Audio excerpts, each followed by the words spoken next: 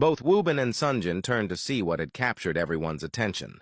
Arin, who had just entered the room, now stood at the center, her bright smile lighting up the space as the crowd erupted into warm applause to welcome her back.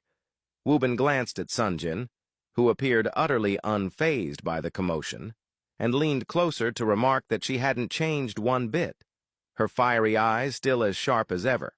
Sunjin, uninterested in Wuben's comment, focused instead on listening to the brief speech Arin was about to give.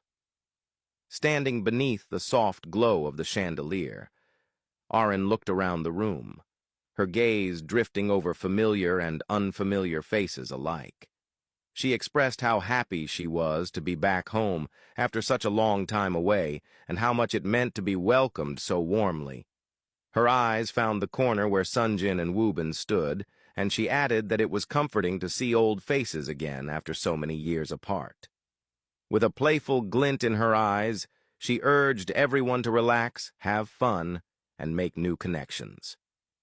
As the polite applause faded, Arin made her way toward where Sunjin and Wuben stood, but the moment Sunjin saw her approaching, he slipped away without a word, disappearing into the crowd before she could reach him.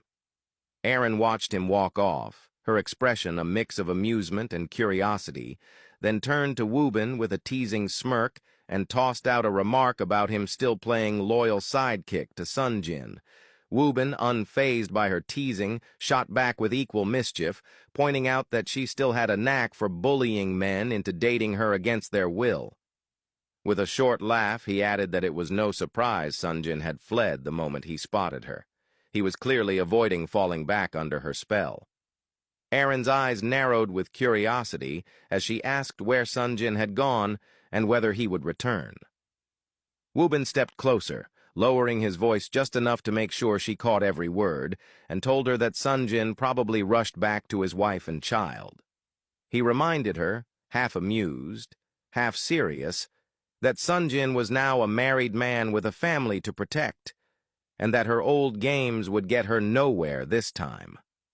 Arin only grinned, a spark of mischief flickering in her eyes, and declared that she had never been fond of playing by the rules, and certainly wouldn't start now. Before Wuben could reply, Dr. Anna joined them, greeting them both politely and apologizing for arriving late, explaining that an important meeting had held her back. Arin, who had not even bothered to offer a polite greeting in return, simply stared at Dr. Anna with thinly veiled curiosity as she spoke. Without missing a beat, she turned to Wuben and made a pointed remark about him now dating a foreign woman, implying he was following in Sunjin's footsteps by choosing someone who wasn't Korean. Dr. Anna tried to laugh it off and explain that they were not dating, but Arin stepped in closer, her voice dripping with amusement as she suggested that if they truly weren't together, then Dr. Anna must surely have feelings for him. There was, in her opinion, simply no way a woman could remain just friends with a man as desired as Wuben. As if to twist the knife a little deeper, Arin tossed a final jab, saying she had always preferred him with Yuna rather than some foreign girl. Wuben, sensing that Arin's sharp tongue might quickly spiral into something that would offend Dr. Anna further, cut her off with a quick remark about Sunjin probably still lurking outside on his phone. He urged her not to waste the rare chance to chase him down after all these years apart. Without missing a beat, Arin's eyes lit up with mischief as she turned on her heel and hurried out in search of Sunjin. Left alone, Wuben turned to Dr. Anna and offered an apologetic smile, explaining that Arin had no filter and rarely thought before she spoke. Dr. Anna only smiled in return, brushing off the awkwardness as if it were nothing at all. She stepped closer, lifting her hands to straighten Wuben's slightly crooked bow tie, her eyes locking with his in a moment that felt oddly charged. Feeling the weight of her gaze and the closeness between them, Wuben shifted uncomfortably, then politely excused himself, muttering something about fetching drinks as he stepped away, leaving Dr. Anna standing alone, her eyes following him as he disappeared into the crowd.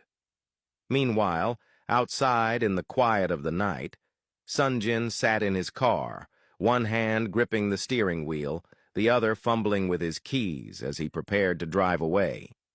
He had promised Minsu he would be home on time tonight to be with her and Minji, and he was determined not to break that promise. Just as he steered the engine to life and was about to pull out, a shadow moved into view, stepping directly into the path of his headlights. There, standing defiantly in front of his car, blocking his only way out, was Arin, her eyes locked on his through the windshield.